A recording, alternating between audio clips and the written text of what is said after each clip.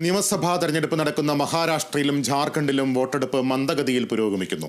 Sarath Pawar, Ajith Pawar, Supriya Sule, NCP സ്ഥാനാർത്ഥി നവാബ് മാലിക് തുടങ്ങിയ പ്രമുഖരും ചലച്ചിത്ര കായിക മേഖലയിലെ പ്രമുഖരും വോട്ട് ചെയ്തു. മഹാരാഷ്ട്രയിൽ ഇതുവരെ 32.18% വോട്ട് രേഖപ്പെടുത്തി. ജാർഖണ്ഡിൽ 47.92% വോട്ടും രേഖപ്പെടുത്തിയിട്ടുണ്ട്. മഹാരാഷ്ട്രയിലെ 288 സീറ്റുകളിലേക്ക് 4136 പേരാണ് ജനവിധി തേടുന്നത്. ഭരണകക്ഷിയായ BJPയുടെ നേതൃത്വത്തിലുള്ള മഹായുതി സഖ്യവും കോൺഗ്രസിന്റെ നേതൃത്വത്തിലുള്ള മഹാവികാസ് അഘാഡിയും തമ്മിലാണ് മഹാരാഷ്ട്രയിൽ പ്രധാന പോരാട്ടം. അതേസമയം ജാർഖണ്ഡ് നിയമസഭയിലേക്കുള്ള അവസാനഘട്ട വോട്ടെടുപ്പാണ് നടക്കുന്നത്. ജാർഖണ്ഡിൽ നവംബർ 13 നടന്ന ആദ്യഘട്ട വോട്ടെടുപ്പിൽ 43 മണ്ഡലങ്ങളിലെ വോട്ടർമാരാണ് വിധിയെഴുതിയത്. 81 അംഗ നിയമസഭയിൽ ശേഷിക്കുന്ന 38 സീറ്റുകളിലേക്കാണ് വോട്ടെടുപ്പ് നടക്കുന്നത്.